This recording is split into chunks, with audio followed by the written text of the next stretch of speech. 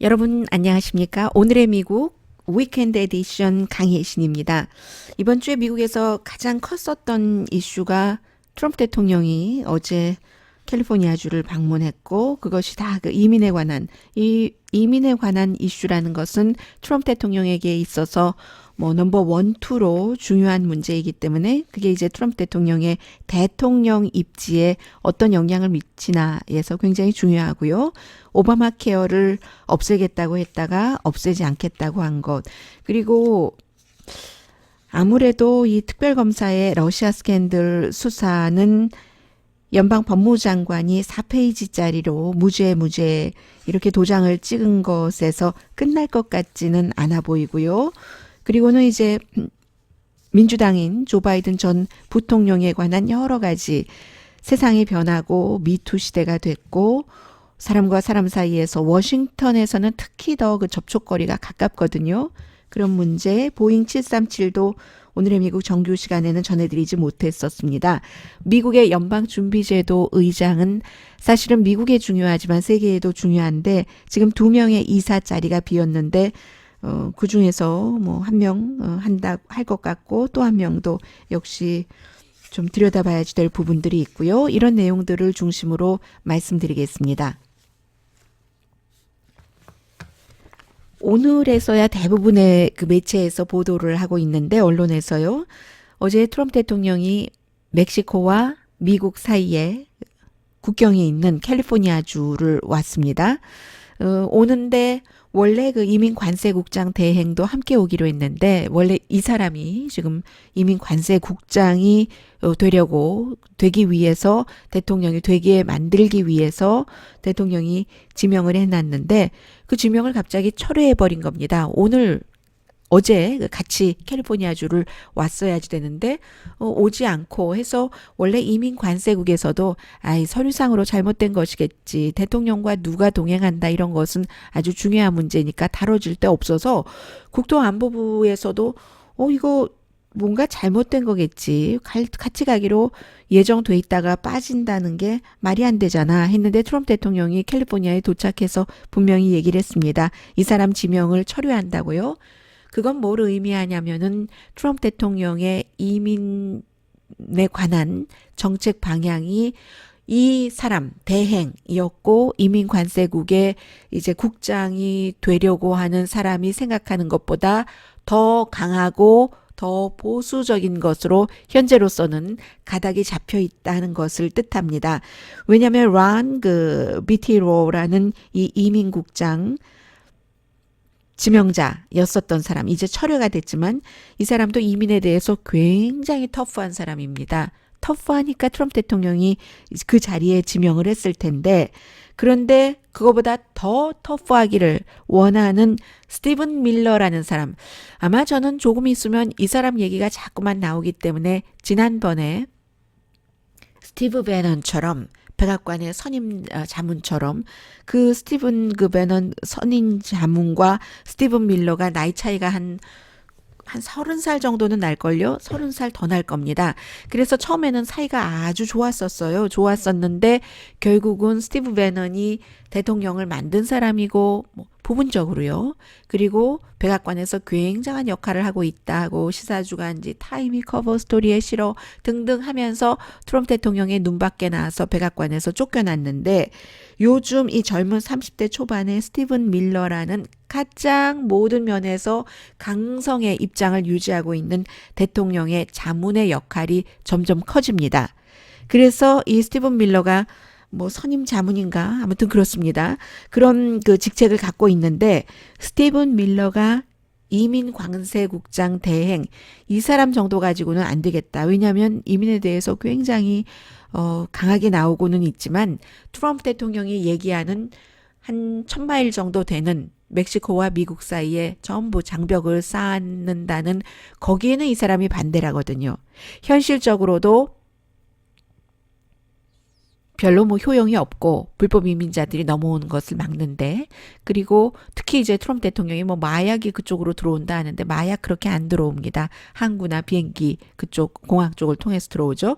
그러니까 별 의미가 없다. 그런 생각을 하고 있기 때문에 스티븐 밀러가 이 사람을 반대해서 결국은 대통령이 지명 철회를 했고 어제 캘리포니아주의 대통령과 함께 오지 않았다. 굉장히 앞으로도 일단은 강성으로 나간다. 물론 트럼프 대통령은 그 순간순간 마음이 바뀌기 때문에 뭐 우리가 하노이 회담에서도 봤고 너무 많은 것을 봤기 때문에 또 어떻게 나갈지는 모르겠으나 현재로는 그렇다는 거고요. 그래서 대통령의 사위가 일부 합법적인 이민에 대해서는 뭔가를 좀 그 확대하려는 것을 뒤에서 계획을 내지는 기획을 하고 있지만 스티븐 밀러의 허락을 받아야지 되는 일이기 때문에 그것도 어떻게 될지 잘 모르겠고요. 지금 대통령이 계속 그 캘리포니아주에 와서도 이곳으로 최근에 넘어오는 사람들이 많이 늘어났다. 네, 늘어났습니다. 여러 가지 이유가 있다고 어제 말씀을 드렸고요. 그러나 그렇다 하더라도 미국과 멕시코의 국경을 닫아버리는 것은 위험이다라고 많은 사람이 얘기를 했기 때문에 트럼프 대통령이 이번 주에 닫아버리겠다고 위협을 하던 것을 거둬들였습니다. 1년 멕시코에 기한을 주고 이제 멕시코가 요즘 미국 말을 잘 듣고 있다. 나흘 동안. 나흘 동안이라고 대통령이 얘기를 했어요. 그리고 앞으로도 그렇게 그 이민자도 보내지 말고 중미 남미에서 오는 사람들도 멕시코를 거쳐야지 되니까 그렇게 보내지 말고 하면은 뭐 만약에 그렇지 않다면 1년 뒤에 국경을 닫아버리겠다라고 얘기를 했는데, 국경을 미국 입장에서는 정상적인 사고를 갖고 있는 정치인들이라면 닫으면 안 된다고 보는 거죠. 미국이나 멕시코 두 나라를 다 위해서. 그래서 이제 그쪽 국경이 있는 대통령이 방문한 그쪽 지역의 샌디에고 지역의 사람들이 너무너무 걱정했다는 것 아니에요. 왜냐하면 그 샌디에고를 통해서 샌디에고와 티와나 사이의 교역이 1년에 40억 달러, 샌디에고가 시리인데 40억 달러 정도의 교역이 이루어지기 때문에 티와나라는 그쪽 멕시코의 시리와, 그래서 걱정을 했고, 하루에 멕시코와 미국의 국경을 닫아버리면 미국의 15억 달러 각각의 그 나라에 그 정도 손해가 되거든요. 상품, 서비스 이런 것들이 1조 5천억 원이 되니까 이게 하루로 따지면 15억 달러가 아니죠. 하루에 15억 달러가 한국 돈으로 제가 계산을 대강 해놓은 거군요. 한국 돈으로 하루에 1조 5천억 원 정도가 손해를 보는데 이 손해를 감수하면서 문을 닫는다는 것이 있을 수 있는 일이냐. 대통령은 일단 말로 해보는데 너무 많은 사람들이 대통령의 가장 친한 측근인 뉴트 깅그리치 전 하원 의장조차도 이건 공화당에게 정말로 그 악재다라고 얘기를 했었고 결국은 안 하잖아요. 그렇게 안 했다. 정치적인 대가가 너무나 막대할 것이기 때문에, 그래서 트럼프 대통령이 하는 말은 다 믿으면 안 된다. 그리고 이제 이러한 부분들에 대해서 헬스케어도 마찬가지지만 트럼프 대통령을 지지하는 브레이트바트라든가 팍스라든가 그 밖에 다른 매체에서는 대통령이 이렇게 하루 이틀 사이에 마음을 바꿨고 마음을 바꾼 그 배경에 이러한 일들이 있다는 것을 잘 그 설명하지 않고 이제 그 밖에 매체들이 이런 설명을 하면은 가짜 뉴스라고 얘기를 하고 있기 때문에 글쎄요, 그 받아들이시는 여러분들께서 어느 뉴스가 가짜 뉴스인가를 판단을 하셔야지 되고, 저는 제가 가짜 뉴스라고 생각하면서 방송하는 것은 아니다라고 뭐 느끼실 것 같고요. 느끼시지 않으신다면 뭐 제 방송을 특별히 들으실 것 같지 않습니다. 그리고 이제 특히 그 대통령이 미국 대통령으로서 말하는데 일리가 있는 부분도 있죠. 미국 사람들이 더 잘 살아야지 왜 다른 나라 뭐 남미 중미에서 그 나라 문제지 그 나라의 문제로 못 먹고 못 살고 범죄 때문에 미국으로 온다 이렇게 얘기하는데 그것을 미국이 어떻게 다 받아야지 되느냐. 당연한 얘기로 들립니다. 그런데요, 미국이라는 그 뭐라고 말씀드리나요? 이건 인도적인 차원이 아니라 위선이 아니라 지형적으로 말씀을 드립니다. 지형적으로 유럽이 있고 바다 건너서 미국이 있고 또 바다 건너서 태평양이 있고 이렇잖아요. 그런데 이 미국이라는 나라는 북미, 중미, 남미가 북미, 미국 위에 캐나다가 있죠. 캐나다 아래 미국이 있고 그 아래 멕시코가 있고 그 아래 이제 트라이앵글처럼 엘살바도르, 과테말라, 온두라스가 있고 그 밑에로 이제 또 내려가서 뭐 남미가 있잖아요. 칠레, 무슨 뭐 아르헨티나 이런 나라가 쭉 있는데 대륙이 하나로 연결돼 있잖아요.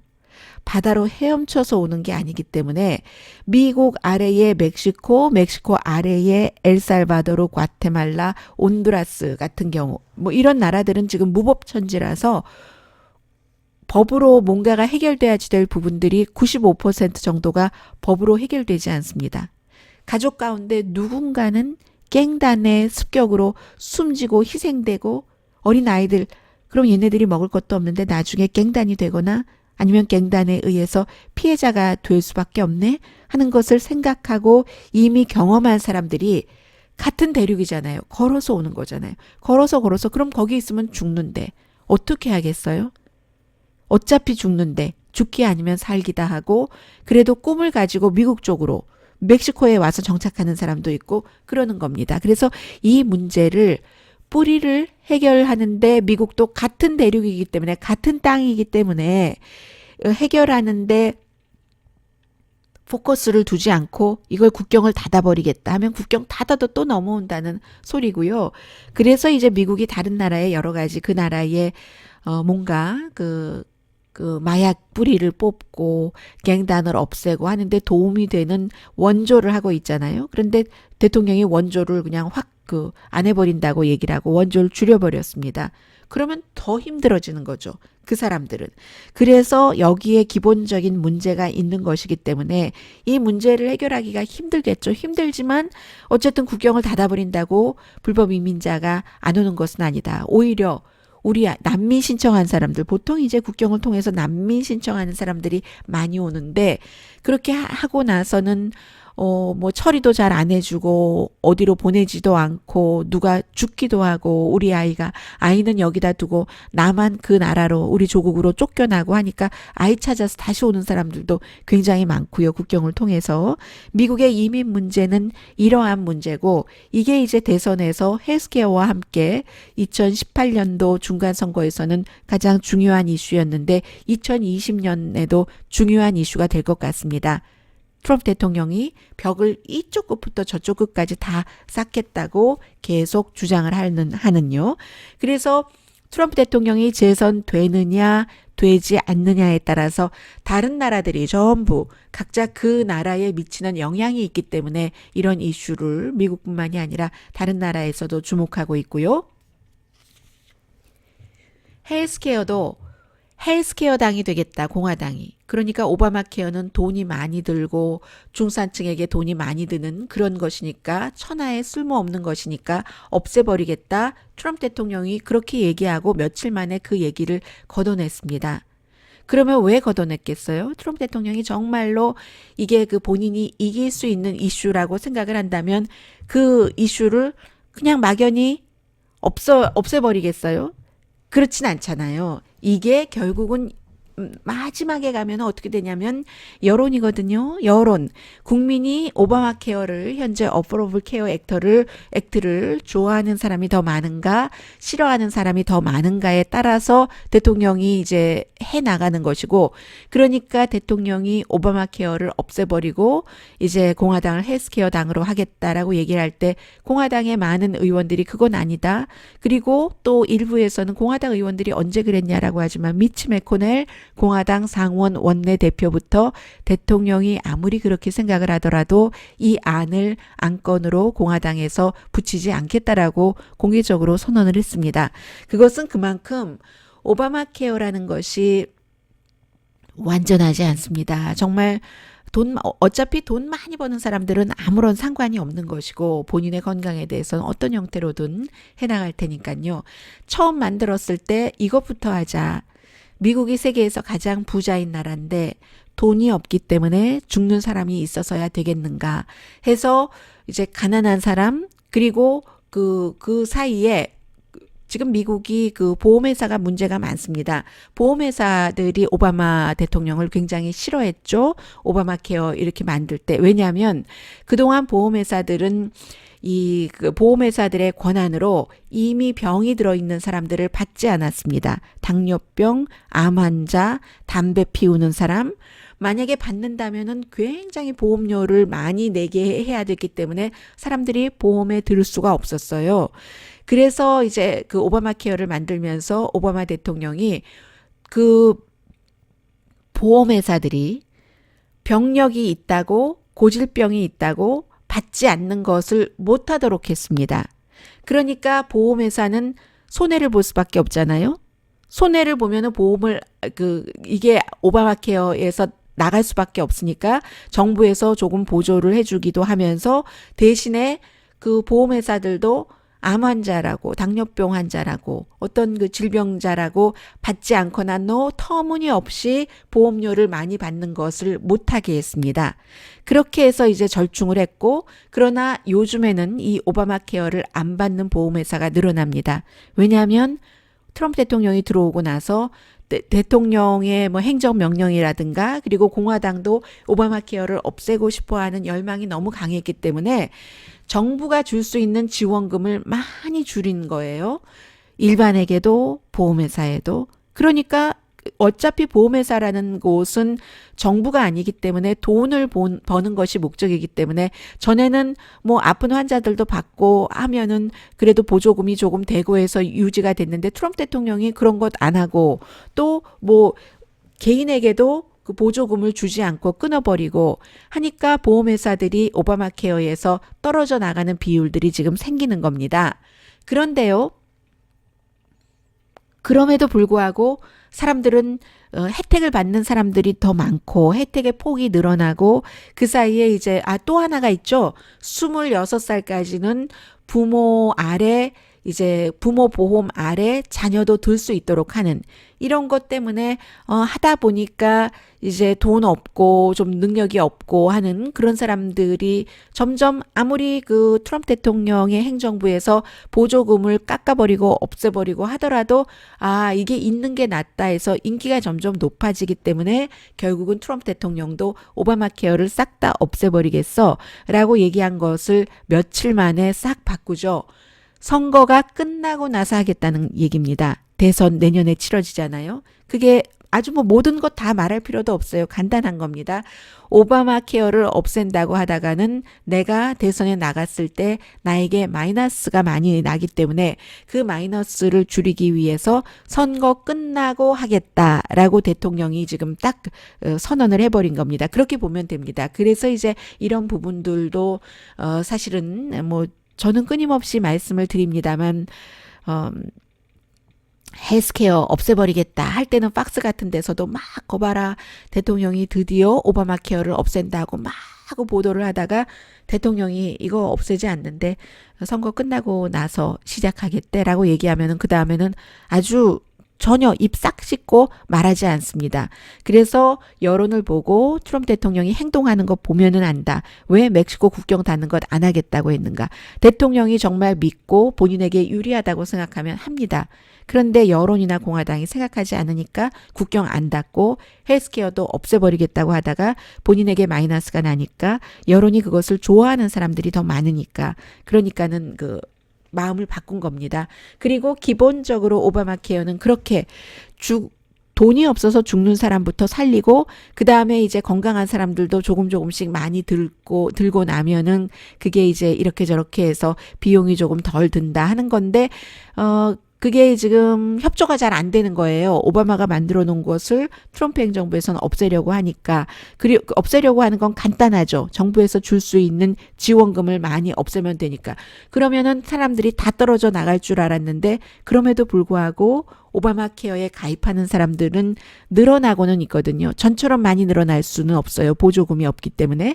그러나 줄어들지 않고 오히려 늘어나고 있기 때문에 지금 이게 내가 달려 들어갈 이슈가 아니구나 하고 하는 것이고요. 또 하나는 그래서 대통령이 죽어버린 존 맥케인을 그렇게 공격하는 것이기도 하고요. 공화당이면서도 오바마 케어를 지켜야지 되는 그런 쪽으로 투표를 했기 때문에요. 또 유권자들도 지금 전반적으로 한 59% 정도는 트럼프 대통령이 선거가 끝나고 나서도 오바마 케어를 지킬 뜻이 있다라고 뭐 믿지도 않는다는 거고요.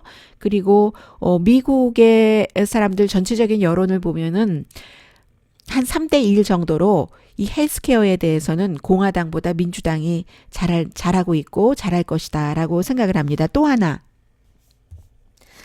잘못 전해지고 있는 것 가운데 하나가 연방 법무부에서는 지금 이제 오바마 케어가 저쪽 뭐 대법원까지 갈지요. 항소법원에서 걸려 있는 게 하나가 있어요. 텍사스의 아주 보수적인 그 판사가 오바마 케어는 위헌이다라고 판결을 해놨고 항소법원에서 이걸 판결을 해야 되는데 법무부 차원에서는 위헌이라고 판결을 해주라라고 편지를 보냈어요. 그래서 지금 일부에서는 연방 법무부 그 법무장관 때문에 법무장관이 트럼프 대통령이 최근에 임명한 사람이기 때문에 그렇다라고 보도를 하는데 잘 모르면서 그 보도를 하는 겁니다. 법무장관은 이 부분에 있어서는 법무부 전체의 그런 것과 달리 법무부 장관이 모든 것을 또 다 관장하는 것도 아니니까요. 법무부 차원에서 그런 것을 편지를 보낸 건 사실이지만 법무장관은 오바마 케어를 없애서는 안 된다고 공식 입장을 밝혔습니다. 그것은 보건복지부 장관도 마찬가지예요. 왜냐하면 자신들을 지명하고 선택한 사람이 트럼프 대통령인 것은 분명하지만 그 직책에 있는 한은 트럼프 대통령에게 충성하면서도 그 부서를 지키는 것이 우선이잖아요. 부서장으로서 법무장관과 보건복지부 장관으로서. 그래서 법무장관의 경우는 오바마 케어를 지금 없앤다고 할 때 또 많은 그 소송 들어오는 것도 있고 여러 가지를 계산을 할 때 지켜야지 된다고 생각을 하고 보건복지부 장관도 마찬가지 입장이기 때문에 법무부에서는 오바마 케어 위헌으로 해주세요. 항소법원에 편지 보냈지만 법무부 장관은 오바마 케어를 이런 식으로 없애서는 안 된다는 입장을 지금 공개적으로 밝혔습니다. 이 두 가지가 이번 주에 미국에서 가장 중요한 이슈였고요. 그 다음에는 이제 다음 주까지 계속 이어질 것이고 특별검사의 러시아 수사 보고서 이후에 이 문제가 더 커지게 될 가능성이 아주 높은데요. 대통령 이제 민주당이 하원에서나마 다수당이 됐기 때문에 세금 보고 6년치 해라. 대통령 변호사가 그거 아마 안 할 거다. IRS에서 줄 리도 없고 라고 얘기를 했습니다. IRS 커미셔너도 이 트럼프 대통령에게 충성하는 사람이고 IRS 국세청의 법자문도 트럼프 대통령에게 충성하는 사람으로 최근에 바꿔놨고요. 그리고 이것을 빨리 바꾸기 위해서 트럼프 대통령이 공화당에게 굉장히 압력을 가했다는 보도들 많이 나왔는데 뉴스가 너무 넘쳐서 그런 얘기는 전해드리지도 못했습니다. 다만 이제 IRS 커미셔너나 IRS의 법률 자문보다는 더 사람들에게 많이 알려져 있는 사람이 재무장관이죠. 스티브 무누신. 재무부도 이 대통령의 세금 보고를 공개하는 것에 어떤 그 역할을 해야지 되기 때문에 스티브 무누신이 어떻게 할 것인가 이것을 사람들이 굉장히 지켜보고 있고요. 트럼프 대통령은 뭐 감사받기 때문에 공개할 수 없다라는 입장을 유지하고 있는데 아마도 이 하원에서 특별부서 소위원회에서 대통령 세금 보고서 어떻게 돈을 벌었는지 어떤 식으로 했는지 지금은 어떻게 하고 있는지 좀 봅시다 하는 것을 트럼프 대통령이 줄 리가 없을 것 같아요. 그래서 아마 트럼프 대통령은 연방 대법원까지 이것을 가지고 갈 각오를 하고 있지 않을까 생각이 되는데 왜 안 주냐면은 너무 많은 그 아주 눈에 보이는 그런 그 지적과 서류와 증거들이 있는데 트럼프 대통령이 대통령 되기 전까지 뭐 그 트럼프 대학교는 뭐 사기 대학으로 판명이 나서 문 닫았고 또 사람들에게 다 이제 돈 물어줬고요. 그리고 트럼프 타워, 콘도라든가 빌딩, 카지노 이런 것을 지을 때 항상 자금을 마약 자금으로 썼다던가 뭐 러시아의 그 범죄 집단의 돈 세탁 자금으로 썼다던가 뭐 그런 해외에서 그렇게 들어온 돈들이 너무 많아서 파나마에 이름을 아예 그 파나마 그쪽에선 바꿔버렸잖아요. 트럼프를 내려버렸잖아요. 트럼프를 내리려고 하니까 또 트럼프 대통령이 파나마 대통령에게 전화 걸어서 어떻게 좀 해달라고 하고, 아르헨티나도 마찬가지고 뭔가가 그쪽에 하고 있는 사업이 계속 진행되고 있기 때문에 이것을 나에게 좀 편하게 봐주라 하는 전화를 많이 하고 있고, 사위는 중국과 카타르에서 돈을 계속 들여오려는 공작하고 있고, 이방카도 중국에서 상표권 따내고 라이센스 따내고, 또 대통령의 트럼프 재단 같은 곳에도 뭐 문을 부분적으로 닫고 했지만 어떤 중국 은행에 그 트럼프 빌딩에 렌트 들어서 그 사업하게 하면서 5억 달러 융자를 받고, 융자 해주기 전에는 중국 막 때리게 하다가 융자 받고 나면은 또 살짝 중국 회사에 대해서 문을 닫게 하려고 하던 것을 또 그 살려서 숨통을 트여주고, 그 다음에는 또 파웨이 같은 곳 많이 또 이제 협박하다가 또 뭐 해주면 뭐 풀어주고, 이런 식으로 하는 것들이 너무 많이 드러나고, 이것이 미국뿐만이 아니라 제가 지금 말씀드린 것은 가디언, 인도에도 마찬가지고요. 트럼프 대통령 사업하는 것. 그래서 인도를 굉장히 가깝게 하잖아요, 지금. 뭐 사우디아라비아도 마찬가지고요. 해서 가디언 같은 곳에서 보도를 이번 주에 했습니다. 그 내용을 지금 전해드린 것이고요. 이런 것들이 있기 때문에 트럼프 대통령이 또 건축업 할 때는 미국의 마피아와 같이 손을 잡고 하고요. 왜냐하면 미국의 마피아가 뭐 시멘트라든가 여러 가지 건축 자재를 꽉 잡고 있거든요. 로스앤젤레스 다운타운에서는 마피아가 쓰레기 업종을 또 꽉 잡고 있고요. 아무도 건드리지 못하는 겁니다. 그렇게 끼고 돈 조금 들이고 뭐 건물 짓고 그 건물을 지어서 그것을 파는 것은 러시아의 마약 카르텔, 남미의 마약 카르텔 하면은 그 사람들은 돈을 세탁을 해야지 되니까 사놓고, 파나마에 있는 그 트럼프 타워에도요, 사놓고, 그러니까 아무도 안 사는 거예요. 그렇게 하니까 항상 밤에도 불이 다 껌껌하고 건물이. 그런 것들 때문에 그렇게 돈을 벌었는데 어떻게 세금 보고서를 공개를 하겠습니까? 아마 안 한다고 보여지고요. 게다 대고 그 마이크 코엔 그 트럼프 대통령의 개인 변호사도 러시아와 공모했다는 그런 것들에 관한 증거들도 있다고, 뭐 14만 건이라고 하나요? 여러 가지 오디오, 비디오, 서류 같은 것을 지금 의회에 주겠다고 하고, 대신에 본인이 5월 달에 감옥에 들어가서 수감 생활을 3년 반인가 해야지 되는데, 그것을 조금 미뤄주든가, 미뤄달라고 하는 것은 자료를 제출하면 그 자료에 대한 인터뷰도 또 있어야 되잖아요. 아니면 좀 줄여주든가 뭐 이렇게 요청하면서 그 문제도 있습니다. 그리고는 이제 슬슬 나오기 시작했어요. 그 아무 말도 22개월 동안 안 하고 있던 특별검사 측의 일부라고 얘기를 했습니다. 뉴욕타임스와 워싱턴 포스트는 some 조사관들이 연방법무장관이 약 400페이지짜리에 또 그 서머리도 다 돼 있는데 섹션별로 특별검사 수사팀이 해놨는데, 그것을 딱 보고는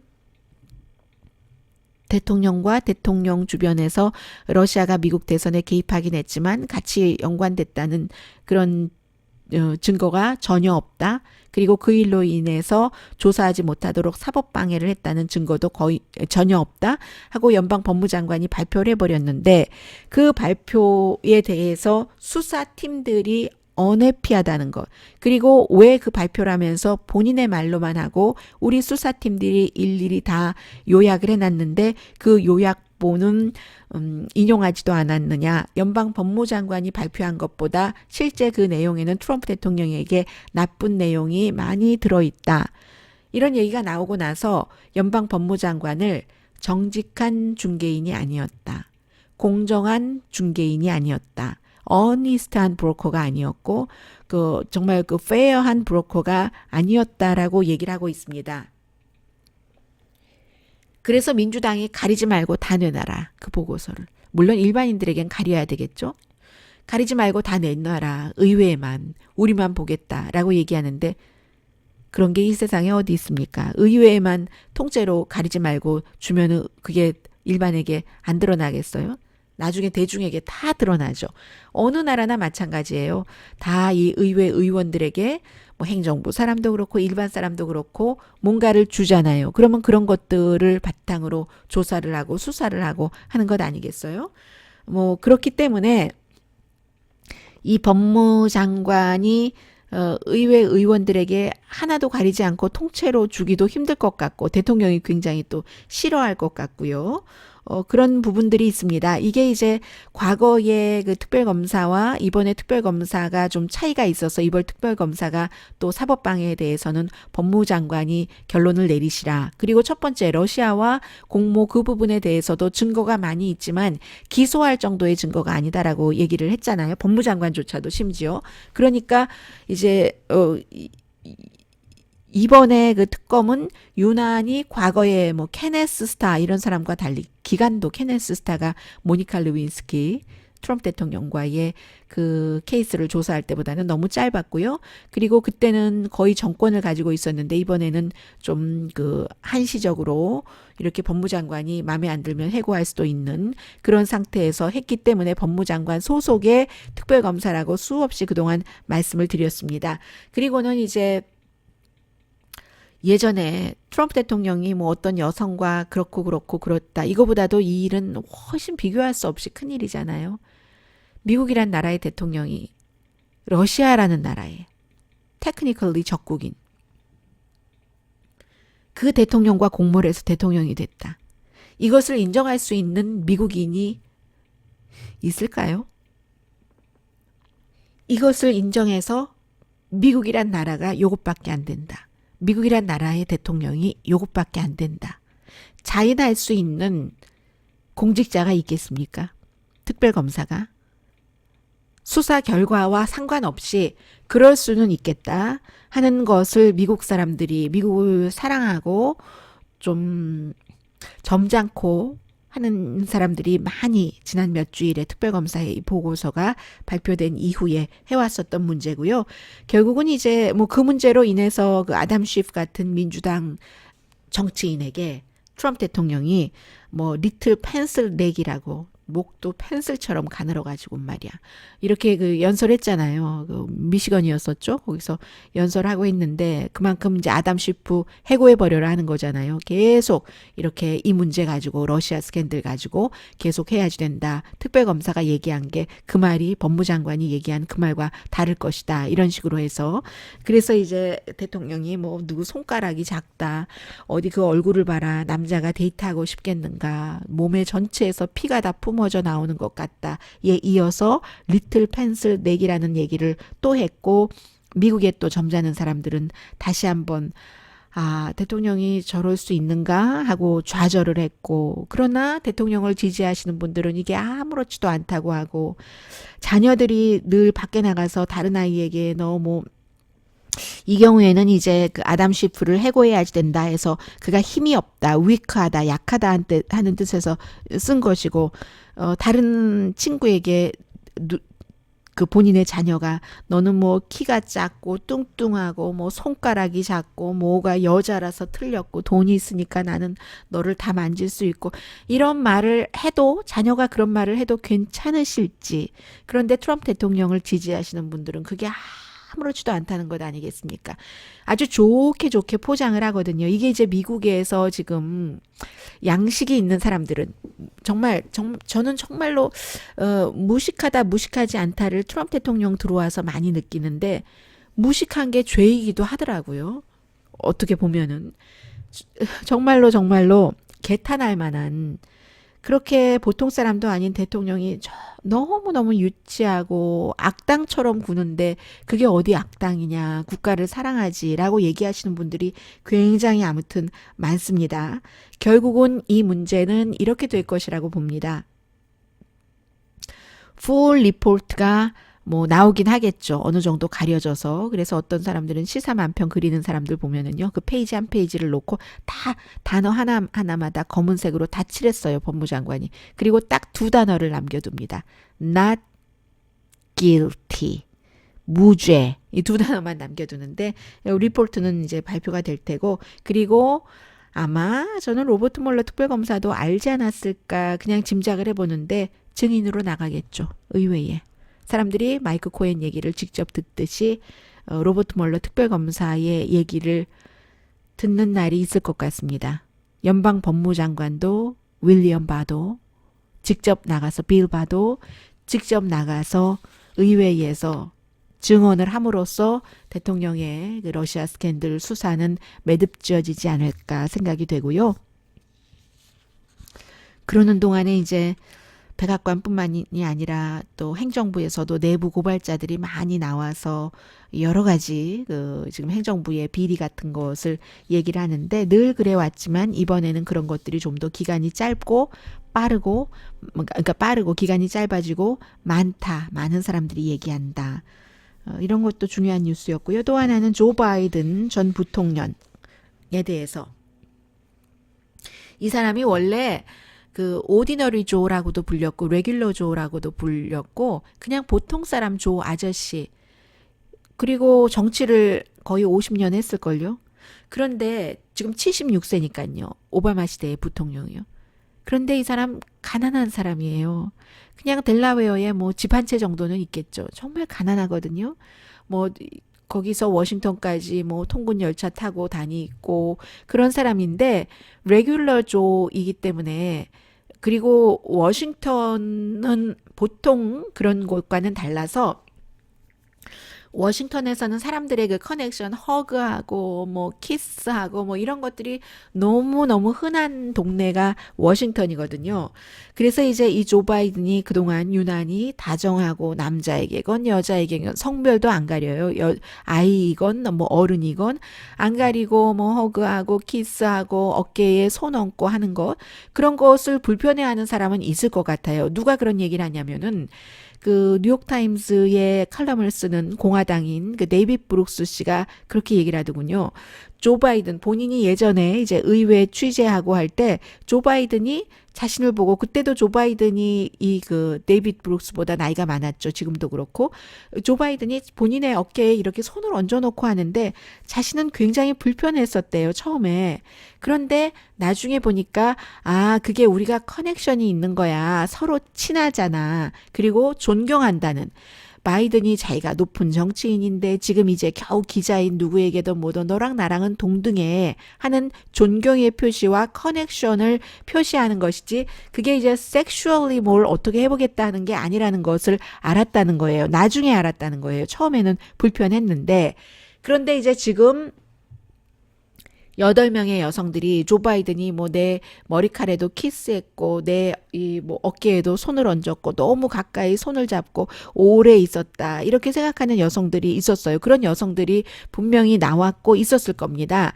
그런데 이게 이제 그 올드 스쿨의 사람이기도 하고 그런 워싱턴의 특징이 있어서 그렇기도 하고 47년 동안 워싱턴에서 일했거든요. 그래서 이제 보통 아버지, 보통 남편 뭐 이렇게 보여졌는데 터치하는 것이 아주 이상해져 버리고 그리고 그동안 아주 나쁘게 악용했었던 사람들도 있었고요. 권력을 이용해서. 지금 조 바이든에게 너무나 불편했다고 얘기했던 여성들은 저 사람이 권력을 이용해서 나에게 내가 여자라서 어떻게 해보겠다고 그랬던 거야 라고 얘기한 사람 한 사람도 없잖아요. 아니라고 하잖아요. 다만 불편했고 그런 그 습관을 바꿔줬으면 좋겠다라고 얘기했고 조 바이든 부통령이 나는 정말 그럴 의도가 없었지만 오히려 어제 이렇게 얘기하더군요. 더 많은 여성이 나 불편했어 그때 하고 나올 수도 있어 라고 얘기를 하면서 더 충분하게 그 심정까지 이해하지 못한 건 미안하지만 나는 아무런 이상한 흑심이 없었기 때문에 의도가 없었으니까 그런 의도 없음에 대해선 내가 사과할 것도 없다.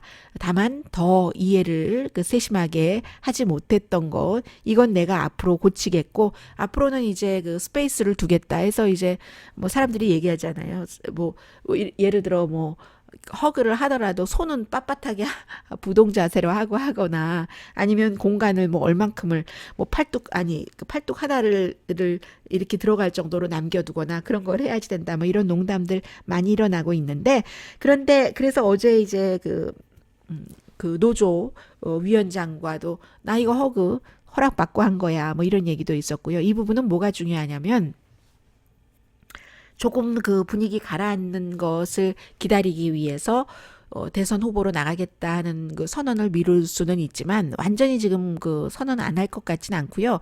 만약에 조 바이든이 나오지 않을 경우는 그 한 살 더 많은 마이클 블룸버그가 나올 수 있는데 마이클 블룸버그 같은 경우는 조 바이든과는 또 영 다르게 돈이 많잖아요. 580억 달러 정도 있다고 포브스에서 보고 있는데 조 바이든과 마이클 블룸버그는 조금 중간 온건한파인 겁니다. 지금 많이 앞서 나오고 있는 저쪽 좌측으로 가 있는 사람보다는 드디어 오바마 대통령이 얘기했던데요. 민주당에서 너무 극좌로 한다는 것은 사람들을 민주당으로부터 멀어지게 하는 요소가 될 수 있다라고 어제 얘기를 했던데요. 그 안겔라 머르켈도 만났고 안겔라 머르켈이 아주 반갑게 트럼프 대통령과는 달리 그렇게 뭐 거의 그 허그하는 게 너무 가까운 그런 사진도 보여지고 있는데 그것은 뭐 오바마 대통령이 뭐 특별해서 만난 게 아니라 원래 독일의 총리의 습관이에요. 아니 그 관례입니다. 전직 세계 지도자들을 만나는 것을 더군다나 뭐 이번에는 특별히 그 분위기가 좋기는 했겠죠. 원래 잘 맞고 했으니까. 그래서 오바마도 얘기했던 것처럼 민주당이 너무 좌측으로 극단적으로 갑자기 어느 날 갑자기 뭐 헬스케어를 전 모든 사람들이 다 건강보험을 갖게 한다? 그게 갑자기 될 수 있는 일이 아니거든요. 오바마 케어 가지고도 이렇게 말이 많은데 그런 식으로 하는 것은 오히려 민주당이 사람을 빼앗길 수가 있다 하는 게 어제 오바마의 얘기였고요.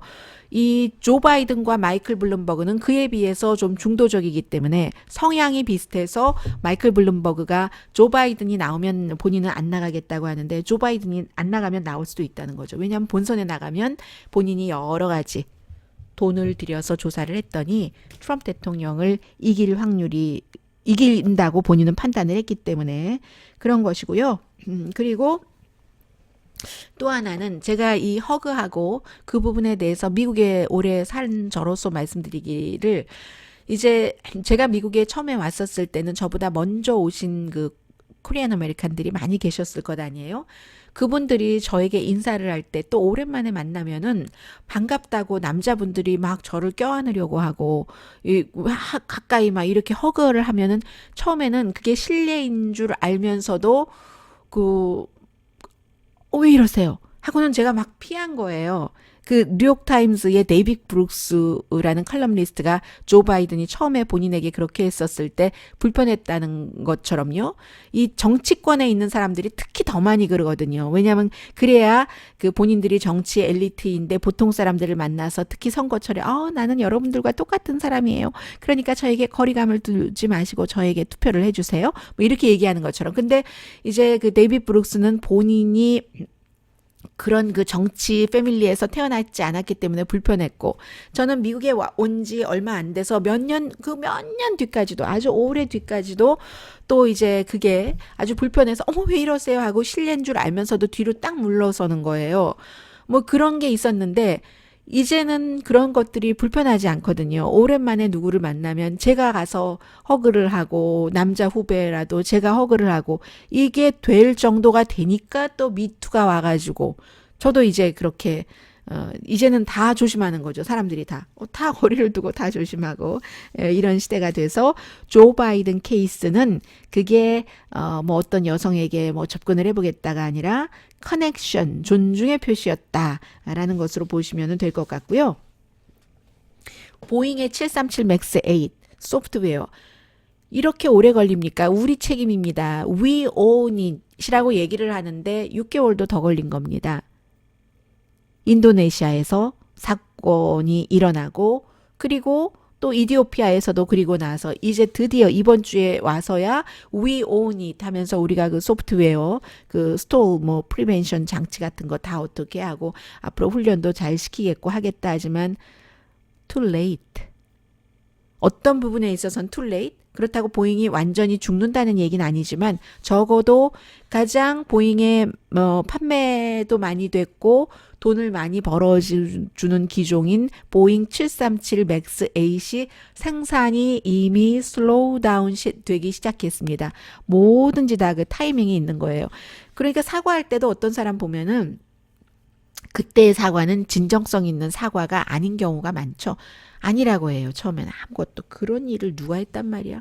드러났는데도 아니라고 일단 버텨봅니다. 그러다가 드러나면 다른 이유를 대죠. 그리고는 할 수 없이 나중에 이제 사과를 하게 되는데 그때의 사과는 사과하지 않으면 그 바닥에서 버틸 수가 없을 때 생존이 위협될 때야 겨우 사과를 합니다. 지금 보잉이 그렇게 된 케이스예요. 그래서 쉽지 않을 것 같다. 완전하게 모든 것이 회복되는데 하는 사람들이 많고요. 그리고 이번에는 경제는 여전히 좋아요. 물론 슬로우 다운의 분위기가 있다 하더라도 그 슬로우 다운이 아주 막 그냥 추락하는 것은 날개도 없다 시기 아니기 때문에 준비할 수도 있고 해서 뭐 이번 주에 일자리 보고서도 좋게 나왔는데 중요한 것은 제가 이 문제는 한번 말씀드려야 될 것 같다 싶은데 자세히요. 연방준비제도의 문제예요. 대통령이 뭐 경제가 좋다 어제도 얘기하면서도 이자율 계속 내리라고 하거든요. 이자율 때문에 더 좋을 수 있는 그 국내 총생산 그 비율이 낮아진다고. 그런데 이자율 한 몇 개월 몇 번 올렸다고 국내 총생산이 그게 금방 반영되는 것은 아니라는 것은 웬만큼 뭐 학교 다닐 때 경제 조금만 공부해 본 사람이면 아는 거고요. 그래서 이제 연방준비제도를 이사들을 바꿔보는 것을 이제 시작을 하는 거죠. 한 사람 지금 본인이 트럼프 대통령이 가장 실패한 인사 가운데 하나가 연방준비제도 이사 그 제로미 파웰이라고 생각을 하고 있고 이번에 이제 어제 말씀드린 것처럼 허먼 케인이라는 이 사람이야말로 성추행 그 문제 때문에 그 갓파더 피자의 CEO에서 물러날 수밖에 없었던 사람이에요. 아니라고 버티면서도 돈 주고 합의했습니다. 그 사람이고 또 한 사람은 스티븐 모어라는 사람. 이 두 사람이 대통령이 원하는 것처럼 무조건 이자율을 낮추는 것에 동의를 하는 사람입니다. 그런데 이 스티븐 모어도 오늘에서야 지금 많이 얘기가 나오고 있네요. 제가 며칠 전에 여러분께 말씀을 드렸는데 허먼 케인은 이제 지명한다고 하고 두 자리가 비었는데 그 두 자리 가운데서 한 사람하고 또 한 사람을 스티븐 모어라는 사람을 하겠다는 건데 스티븐 모어라는 사람이 정말로 미국에서 위자료 안 주고 그 양육비 안 주는 것을 제일 추잡한 범죄로 보거든요. 그런데 이 스티븐 모어라는 사람이 월스트리트저널에 그 컬럼도 써서 저는 예전에 많이 읽었었어요. 그런데 그 컬럼도 뭐 돈 받고 썼다. 결국은 그런저런 문제 때문에 월스트리트저널에서 뭐 쫓겨난 거나 마찬가지인데 이 사람이 결국은 첫 번째 부인과 첫 번째인지 몇 번째인지 모르겠습니다만 엑스와이프와 이혼을 하면서 위자료가 33만 달러로 돼 있었는데 안 준 겁니다. 안 주니까 이제 집을 팔아서라도 줘라 이렇게 판결이 났는데 집도 안 팔고 몇 개월 동안 돈도 안 주고 하니까 법원에서 경찰을 보냈고 여러 번 집으로 보냈고 부동산 업자도 2명이나 보냈고 강제로 파는 거죠. 그리고 나중에는 락스미스를 보내서 집 열쇠도 바꿔버리고 법원에서 그렇게 한 거예요.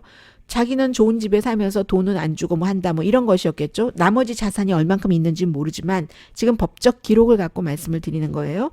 그러다가 나중에 그 와이프가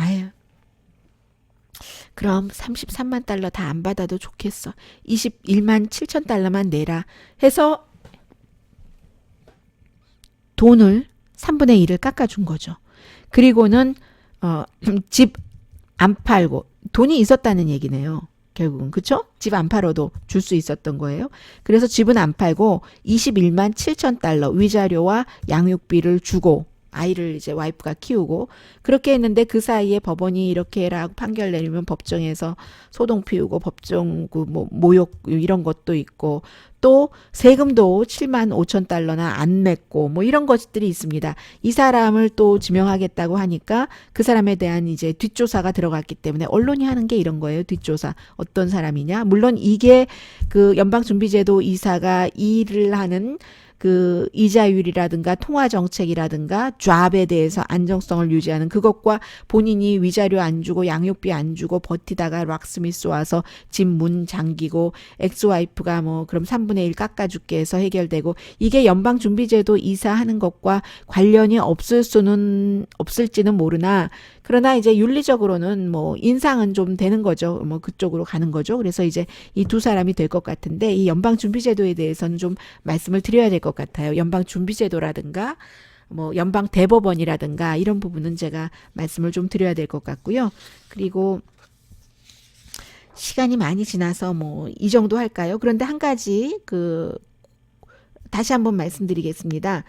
이 두 가지를 말씀드릴게요. 하나는 제가 61세의 어머니가 동성애자 아들을 위해서 아들과 아들의 남편이 남자니까 아이를 낳을 수 없으니까 또 다른 딸이 난자를 기증해서 얘 어떻게 할까 하다가 네브라스카예요. 굉장히 보수적인 동네거든요. 그래서 61세인데 어머니가 내가 낳아주마 너의 아이를 해서 이제 손녀였던가요? 딸이었던가요? 낳았다라고 말씀을 드리면서 어머니가 이것이야말로 정말 진정한 나의 그 무조건적인 사랑이다라고 말씀을 드렸고 저는 이제 여기에 세상에 많은 변화가 있잖아요. 그래서 많은 그 변화 뭐 이 정도의 느낌을 약간 언급을 했었는가 봐요. 그랬더니 어떤 분이 얘기해 주시기를 저는 듣자마자 바로 어머니의 한없는 사랑이라고 느꼈습니다라고 얘기를 해 주셨고요. 그리고 이제 이런 부분에 대해서 많은 것들이 변하고 있는 겁니다. 이제 어느 연구까지 미국에서 나오냐면요. 뭐 저는 거기에 대해서는 지식이 없기 때문에 그 딱 이렇습니다 하는 의견이 없는데요.